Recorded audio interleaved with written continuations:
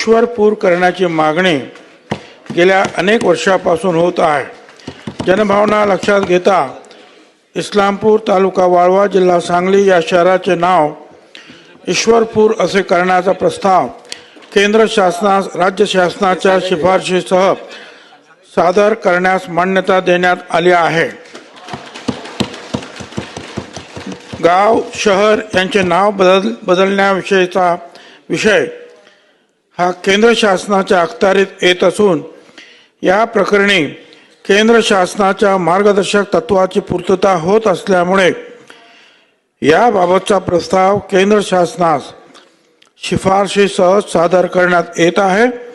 केंद्र शासनाची मान्यता मिळाल्यानंतर इस्लामपूर शहराचे नामांतर ईश्वरपूर असे करण्यात येईल.